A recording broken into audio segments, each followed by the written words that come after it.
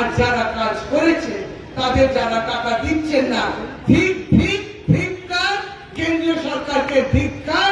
জিততে পারোনি বলে মনে আছে 2011 সালে দিদি যখন প্রচার সর্বত্র করছেন, বলছেন এবার পরিবর্তন দরকার, আর তৃণমূল কংগ্রেস তখন টক করছে, কারণ মানুষ তার গন্ধে, তার ভাষায়, তার ব্যবহারে, তার আচরণের চোখের ভাষায় বুঝিয়ে দিয়েছিল এইবার তৃণমূল কংগ্রেস 2011-তে আসবেই আসবে। কিন্তু তখন দিদি বলল যে আমরা বদল চাই, বদলা নাই। তাই বদলা না নিয়ে বদল আপনারা করালেন, আর দিদি উন্নয়ন করলেন। উন্নয়নের কথা বলবো, কিন্তু 2021-এ যখন নির্বাচন এখানে হয় বিধানসভায়, আর যারা রে রে করে উঠলো, বললো এবার গেল টিএমসি, এবার তৃণমূল কংগ্রেস চলে গেল, শেষ কথা যে মানুষ বলে আর শেষ কথা যে মানুষ বললো তাদেরকে আপনারা দেখিয়ে দিলেন আপনারাই শেষ কথা বলেন, এবং সেই মাধ্যমে তৃণমূল কংগ্রেসের আবার তৃতীয়বার বিজয়। কিন্তু দিদি তো বলেছিল বদল চাই, বদলা নাই, আর বিজেপি বলে গেল বদল না হলে বদলা নেব। সেই বদলা তারা নিচ্ছেন 100 দিনের কাজের টাকা, সেই ডিসেম্বর 2021 থেকে বন্ধ হয়ে গেছে। অর্থাৎ যারা জিততে পারেনি তারা বলেছে টাকা বন্ধ, টাকা বন্ধ দেয়া যাবে না। আপনারা এই প্রতিশোধ নিয়েছেন, পঞ্চায়েতের মাধ্যমে নিয়েছেন, আপনারা বুঝেছেন।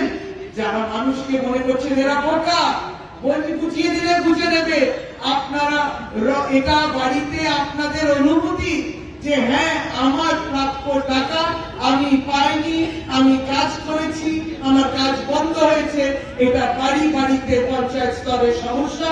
তাই মানুষের প্রতিশোধ নিয়েছে তো একবার, কিন্তু আমাদের টাকা আজ অব্দি আসেনি। আপনারা দেখেছেন মমতা বন্দ্যোপাধ্যায় মুখ্যমন্ত্রী রাস্তায় বসেছিলেন, কলকাতায় রাজপথে বসেছিলেন একজন মুখ্যমন্ত্রী। এটা দেশের লজ্জা, এটা কেন্দ্রীয় সরকারের লজ্জা। আপনি বাধ্য করেন একটা মুখ্যমন্ত্রীকে রাস্তায় বসতে? মানুষের জন্য, টাকার জন্য লড়াই করছেন, দরবার করছেন, প্রধানমন্ত্রীকে লিখছেন। আর এই যে যারা আছেন, যারা কোন পতাকাটা দিনের বেলা ধরে, দুপুরে আবার কোন ছাতার তলায় যান, রাত্রিরে কার জন্য কানে ফিসফিস করেন, এই যে যারা আছেন তিনজন, সে লাল যারা ছিল, আর তারপরে কংগ্রেস যারা রয়েছে, আর যারা মাঝে মাঝে প্রত্যক্ষ ভাবে আর পরোক্ষ ভাবে বলছে আমরা আছি, চিন্তা নেই, অর্থাৎ এই বিজেপি। এই যে অশুভ আচার চলছে আর তৃণমূল কংগ্রেসের বিরুদ্ধে লড়ছে, বলুন তো কিছুদিন আগে তো সভা হয়েছে, আপনারা প্রশ্ন করবেন না তাকে?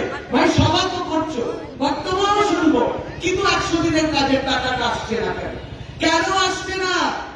155টা কেন্দ্রীয় সরকার পাঠিয়েছে টিম, সারাক্ষণ দল ঘুরছে, দেখছে যে সত্যি এদের টাকা দেওয়া যাবে কিনা, ফিরে গিয়ে বলছে সত্যি দেওয়া উচিত, দেওয়া হচ্ছে না, কারণ রাজনৈতিক কারণ। এটাই তো যারা সভা করছেন, যারা অন্য দল থেকে সভা করবেন, আর লালেদেরকেও জিজ্ঞেস করবেন ভাই টাকা পাচ্ছে না, এই বাংলার মানুষ টাকা পাচ্ছে না, আপনারা ইনসাফ যাত্রা করছেন, কিসের ইনসাফ মানছেন? আপনারা ইনসাফ চেয়েছেন যে কেন মানুষের টাকা দেওয়া হচ্ছে না? প্রত্যেকেই রাজনৈতিক একটা এজেন্ডা, প্রত্যেকে একটা রাজনৈতিক স্বার্থ সিদ্ধি, বেঁচে থাকার জন্য স্বার্থ সিদ্ধি তারা বানাচ্ছে। কিন্তু বাংলার প্রকৃত অর্থে বাংলার এই লড়াইটা মমতা বন্দ্যোপাধ্যায় লড়ছেন, আর তখন এরা নির্লজ্জ বেহায়ের মতো বলছে দিদি গেছে সেটিং করতে। ভাই মানুষের জন্য তিনি সেটিং করতে গেছেন, তিনি বোঝাতে গেছেন যে আমরা মাথা নত করবো না, এটা আমাদের অধিকার, অধিকার তোমায় দিতে হবে, নইলে গদি ছাড়তে হবে। সেই ভাষাটাই তারা বোঝে, 2024-এর ভাষাটা তারা বুঝবেন যে লোকসভাতে আপনাদের বলতে হবে, নির্বাচনের সময় আপনাদের বলতে হবে। এবং হ্যাঁ এটা সত্যি, এই যে একটা বললাম 100 দিনের কাজের টাকা, আমরা শহরাঞ্চলে পৌরসভাতে রয়েছি, পৌরসভার উন্নয়নের জন্য ধরুন শতাব্দী বলছিল 1,16,000 কোটি। ভাবুন একটা কাগজে লিখলেও বুঝতে পারবো না কটা শূন্য আছে। 1,16,000, 1,16,00,000 কোটি টাকা বাকি রয়েছে একটা রাজ্যে। দিন না এই টাকাটা দিয়ে দিয়ে করে চাচাচ্ছে, দিদি দিয়ে গতকালকে বাড়িয়েছে, আপনারা টাকাটা দিন দিয়ে আরো বাড়িয়ে দেবে, আরো বাড়িয়ে দেবে দিদি। কোন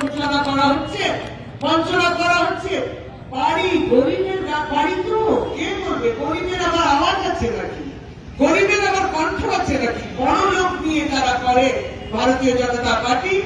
ছোট গরিব মাঝারি তার বাড়ি নিয়ে কার চিন্তা, তাই আবাস যোজনায় কাজ আসে না। আপনি ভাবুন, আবাস যোজনায় যদি 100 টাকা করে বাড়ির খরচা হয়, তাতে 60 টাকা কেন্দ্রীয় সরকার দেয়, মিলিয়ে নেবেন। আমি কিন্তু একজন মন্ত্রী, আমি কিন্তু মিথ্যা বলতে পারি না, কারণ আমি একটা প্রশাসনিক দায়িত্বে রয়েছি। আপনাদের আশীর্বাদ নিয়ে মমতা বন্দ্যোপাধ্যায় আমার দায়িত্ব দিয়েছে, আমি মিথ্যা বলতে পারবো না, তাই তো? তাহলে আবাস যোজনায় 60 টাকা যদি কেন্দ্র সরকার দেয়, 40 টাকা বাংলার সরকারও দেয়, যদি বাংলায় বাড়িটা হয়। যদি গুজরাটে হয় ভোট না, ওখানেও 60 টাকা 40 টাকা করে দেয়। যেখানে যেখানে বিজেপি সরকার আছে সেখানেও 60 টাকা 40 টাকা করে দেয়। তা দিদি কি বললো? দিদি বললো যে যখন এক একটা রাজ্য দিচ্ছে, তাহলে হোক না সেই রাজ্যের নাম, বাংলা আবাস যোজনা, গুজরাট আবাস যোজনা, রাজস্থান আবাস যোজনা, দক্ষিণ ভারতের তামিলনাড়ু আবাস যোজনা, কোনো তো অসুবিধা নেই। কিন্তু না, প্রধানমন্ত্রী চান সেটা প্রধানমন্ত্রী আবাস যোজনা হবে। এই নিয়ে লড়াইটা আরম্ভ হয়, বুঝে নিতে হয়। সে চুরি চামারি দুর্নীতি নিয়ে বলে বলে ওই দিয়ে ভোট উঠবে না ভাই। যারা করে গেছেন সভা, ওই দিয়ে ভোট উঠবে না। প্রতিবাদ করেছো, গরিবের ঘর কেন হয়নি? আমরা 40 টাকা নিয়ে বসে রয়েছি, 60 টাকা কেন্দ্রীয় সরকার দেবে না। প্রতিশোধ নিচ্ছে, বদলা নিচ্ছে, রাজনৈতিক বদলা এটাকে বলে। লড়াই করুন, সিবিআই এজেন্সি চলে আসবে, ইডি চলে আসবে, ইনকাম ট্যাক্স চলে আসবে। সমস্ত দুর্নীতি কেবলমাত্র যেখানে বিজেপি সরকার রয়েছে সেখানেই হয়, আর যেখানে বিজেপি সরকার আছে সেই রাজ্য অব্দি এজেন্সি গুলো পৌঁছয় না। আজকাল এজেন্সি গুলো নিত্যদিন আসা যাওয়াটা মানুষও এত হালকা ভাবে নিয়েছে, এবার মানুষ বুঝে গেছে, ওই দেখো আবার রাজনীতি আরম্ভ হয়ে গেল, আবার সিবিআই কে পাঠিয়ে দিয়েছে। তার কাজটা করুক, আমরা সম্মান জানাই, কাজটা হোক। দুর্নীতির সঙ্গে তৃণমূল কংগ্রেস আপোষ করে না এবং আগামী দিনও করবে না, এটা পরিষ্কার কথা।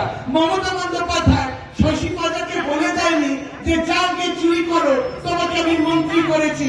মমতা বন্দ্যোপাধ্যায় শশী পাজাকে যখন বলেনি, মমতা বন্দ্যোপাধ্যায় কাউকে বলেনি। আর যে চুরি করবে তার দায়িত্বে চুরি করবে, মানুষ সেটা নজর রাখছে, এটাই আমরা মনে করি। এত স্বচ্ছ কথা কে বলে?